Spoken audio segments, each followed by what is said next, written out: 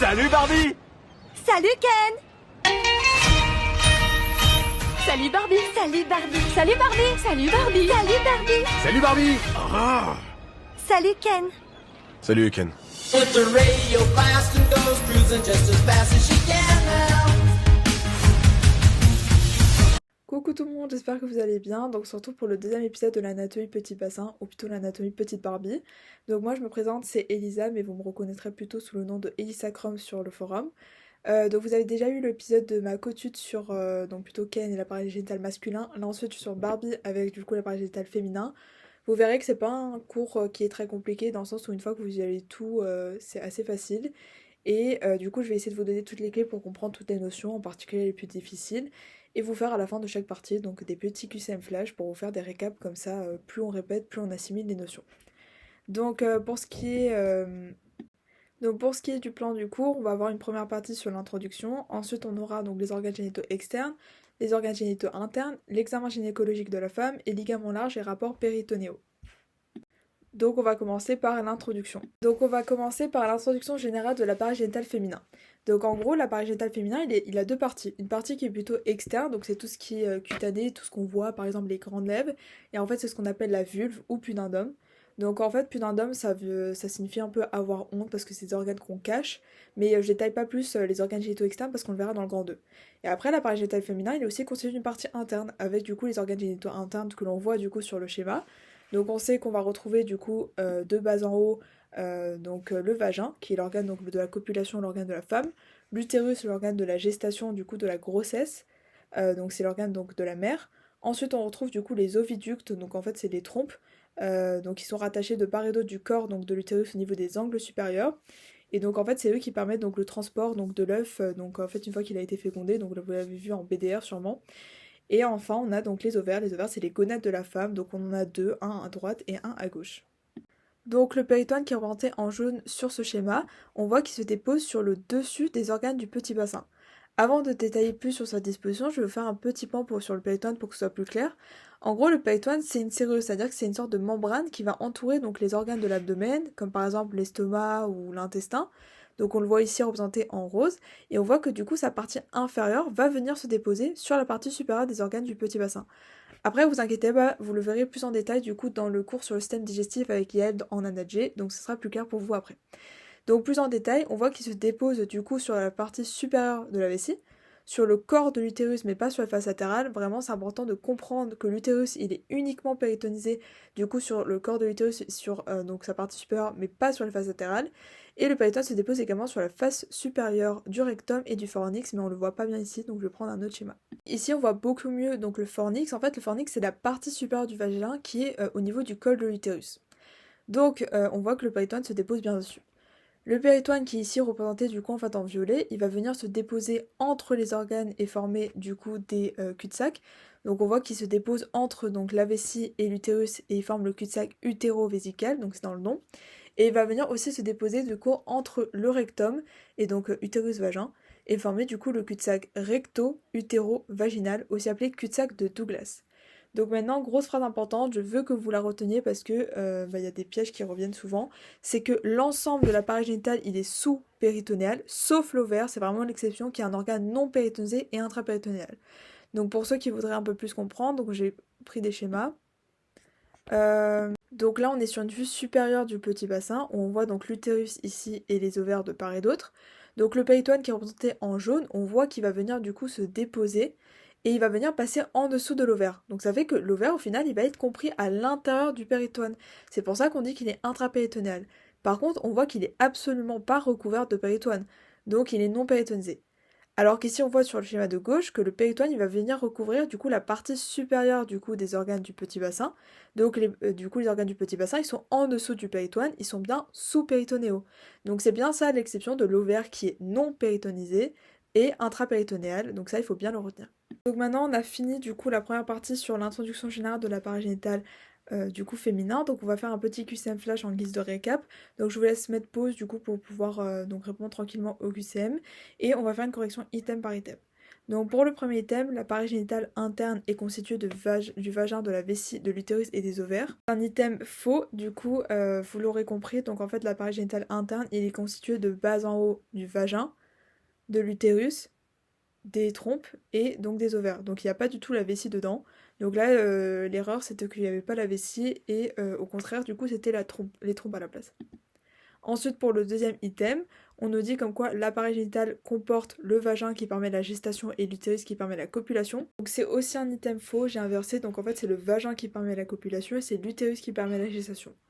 Pour l'item C, le péritoine se dépose sur le corps de l'utérus mais pas sur les faces latérales. Cette fois-ci on est bien sur un item qui est vrai, c'est bien à retenir, en fait il n'y a que la face supérieure, donc en fait au niveau du corps de l'utérus qui est péritonisé, mais le reste du coup de l'utérus n'est pas péritonisé. Et ensuite pour le dernier item, du coup l'ensemble de l'appareil génital est intrapéritonéal sauf l'ovaire, donc je suis désolée on ne voit pas bien là, qui est péritonisé et sous-péritonéal, c'est du coup un item qui est faux. J'espère que vous l'avez eu.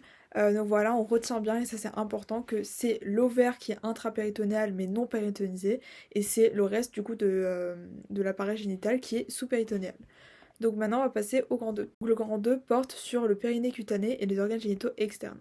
On va passer à la description générale du périnée, donc c'est ce qui délimite en bas le petit bassin, et il comprend deux parties. Donc on a le périnée cutané, c'est justement du coup ce qu'on voit sur ce schéma, c'est ce qu'on va décrire maintenant, et le périnée musculaire qui se cache derrière le périnée du coup cutané, donc il est constitué de plein de muscles que l'on ne verra pas dans ce cours mais dans un autre cours. Donc là on voit qu'on étudie le périnée cutané en position de taille, donc aussi appelé position géno-pectorale, donc c'est parce qu'on ramène les genoux du coup vers la poitrine, et du coup c'est aussi appelé position de l'examen gynécologique de la femme. Du coup on décrit au niveau du périnée cutané un losange périnéal qui va avoir pour sommet la symphyse pubienne en avant, les tubérosités ischatiques à droite et à gauche, et le coccyx en arrière. Donc pour mieux visualiser, je vous ai mis du coup un petit schéma avec les os du petit bassin. Donc en fait la symphyse pubienne c'est le lieu de réunion des deux os coxaux. On a les tubérosités ischatiques du coup droite et gauche, et le coccyx qui est du coup en bas du sacrum, donc c'est justement de là d'où vient mon pseudo. Ce losange périnal va lui-même être divisé en deux triangles, donc le triangle périnéal du coup antérieur qui est urogénital, parce qu'il est centré sur la fente urogénitale, et le postérieur, parce qu'il est centré sur l'orifice du coup anal qui ne fait pas partie des organes génitaux. Donc maintenant on va passer à l'innervation. Donc le quart antérieur du périnée cutané est innervé par les rameaux antérieurs de L1 et L2, et tout le reste, du coup, soit du coup les trois quarts postérieurs du périnée cutané, va lui être innervé par les rameaux antérieurs de S2, S3 et S4 qui forment le nerf pudendal. Donc ça c'est pour l'innervation. Du coup, on a vu comme quoi on avait deux triangles. On a un triangle antérieur qui est urogénital et en fait ça correspond au périnée cutané. Donc là justement on va détailler sa composition. Donc le périnée cutané, en fait c'est ce qu'on voit à l'examen clinique, c'est la peau. Et donc une femme a environ du coup une dizaine d'examens périnéaux au cours de sa vie. Maintenant, on va détailler du coup les composants du coup du périnée cutané en commençant par le haut. Donc en haut, on a le mont du pubis, qui est aussi appelé le mont du pudendum ou le mont de Vénus. En fait, c'est une formation graisseuse qui va être en rapport du coup de la symphyse pubienne. Donc la symphyse pubienne, pour rappel, du coup, c'est l'endroit où se réunissent les deux os coxaux. Ensuite, ah oui, juste petit détail, on sait comme quoi c'est recouvert et c'est tapissé du coup de poils de section polygonale. Donc c'est là que les morpions vont s'accrocher. Après, on va voir les grandes lèvres. Donc les grandes lèvres, on nous dit comme quoi c'est des formations du coup graisseuses et charnues qui vont être limitées en avant par la commissure antérieure et du coup en arrière par la commissure postérieure. Ensuite, donc on a le sillon interlabial, donc comme ça s'entend dans le nom, c'est entre les lèvres, donc ça va être entre les grandes lèvres et entre les petites lèvres. Donc on sait que c'est à l'intérieur des grandes lèvres et ça permet de séparer du coup les deux lèvres. Du coup, on va avoir les petites lèvres qui sont aussi appelées les nymphes. Pourquoi? Parce que ces petites lèvres permettent du coup de diriger le jet d'urine, donc c'est pour ça qu'on les appelle les nymphes. Et du coup, petit détail, on sait comme quoi ces petites lèvres sont plus longues du coup chez la femme jeune que chez la femme âgée. Donc comme pour les grandes lèvres, on sait que les petites lèvres vont avoir une commissure antérieure et une commissure postérieure. À l'intérieur du coup des petites lèvres, donc entre les petites lèvres, on retrouve le vestibule du vagin. Et du coup, on a la commissure interlabiale antérieure où on retrouve du coup le clitoris. Donc justement, on a les petites lèvres qui vont donner deux expansions au niveau du coup de cette commissure interlabiale antérieure. Elles vont donner du coup le frein du clitoris en postérieur et le capuchon du clitoris en avant. Donc ensuite, on va parler du coup des glandes. On en a 4 du coup en tout. On a les glandes du coup para-urétrales, donc qui sont appelées les glandes de Skene, qui sont du coup de part et d'autre du méa urétral, donc elles ne sont pas indiquées ici mais elles sont là, et elles permettent de sécréter du liquide du coup nécessaire à la copulation, donc un liquide lubrifiant. Et ensuite, on a les glandes vestibulaires majeures qui sont appelées les glandes de Bartholin. Donc elles sont plutôt dans la partie moyenne, voire postérieure du coup du vestibule. Elles sont également au nombre de 2 et elles vont sécréter du coup un liquide lubrifiant qui est cette fois-ci du coup la cyprine.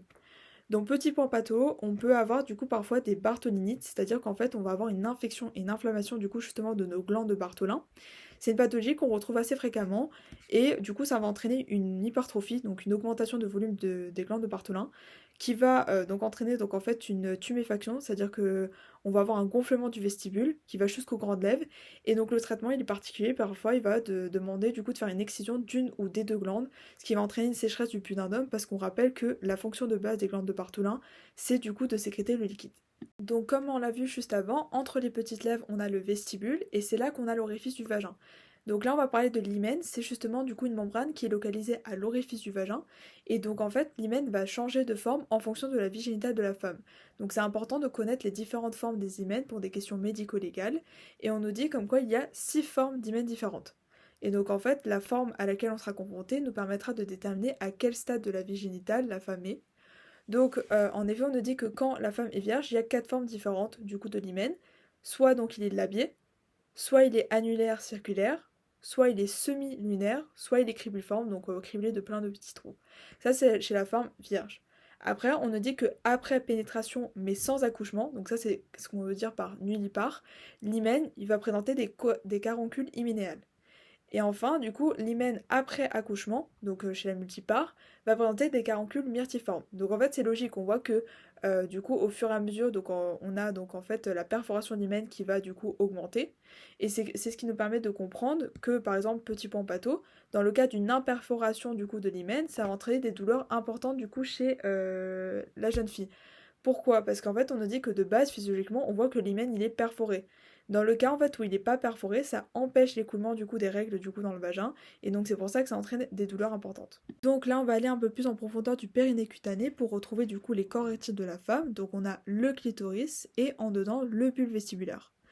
Donc ces deux corps érectiles vont être entourés par des muscles encornés. Pourquoi on les appelle comme ça? Tout simplement parce qu'ils ont la forme d'un cornet de glace. Donc on sait que ces muscles encornés vont permettre d'augmenter l'intumescence, c'est-à-dire le gonflement du coup des corps érectiles. Donc comment ça se fait? En fait, on a les muscles encornés qui vont entourer donc l'extrémité latérale du coup des corps érectiles. Et de par leur contraction, ils vont empêcher le sang du coup de repartir, donc ils empêchent du coup le retour veineux. Le sang s'accumule donc au niveau des corps érectiles et c'est ça qui augmente du coup l'intumescence, c'est-à-dire le gonflement des corps érectiles. Les corps érectiles de la femme sont dits imparfaits parce qu'ils vont pas pouvoir devenir durs ou avoir une érection à proprement parler, mais juste un gonflement, une intumescence. Donc ensuite on va parler un peu plus en détail du coup de chaque corps érectile. Donc on a le clitoris. On a deux piliers, donc le pilier droit et le pilier gauche, qui vont s'insérer au niveau de la branche inférieure du pubis. Et en fait, ils vont venir se rejoindre, donc ces deux piliers, pour former le corps du clitoris, qu'on voit ici, le genou du clitoris et le gland du clitoris. Donc là, on est sur une vue latérale pour montrer que les piliers pour montrer les piliers parce qu'ils se voient très bien sur une vue latérale. Et le gland du clitoris va être recouvert par un capuchon. Donc là, c'est petit rappel de ce qu'on a dit avant. En fait, on a les petites lèvres qui vont former au niveau de la commissure interlabiale antérieure le capuchon et le frein du clitoris. Ensuite, on nous dit que ce clitoris, donc en fait, il va être relié à la symphyse pubienne par le ligament suspenseur du clitoris, qui peut être lésé, voire déchiré, du coup, dans des traumatismes du bassin. Ensuite, on a les bulbes vestibulaires. Donc ça, on voit que c'est en dedans du clitoris. Ça va entourer l'introïde vaginal, c'est-à-dire du coup l'orifice du vagin. Et donc pareil, comme les clitoris, ça va être doué d'une intumescence, mais seulement d'une intumescence. Donc le bulbe vestibulaire, c'est l'équivalent du corps spongieux du coup de l'homme, si vous voulez faire du coup des petits liens avec le cours sur l'AGM.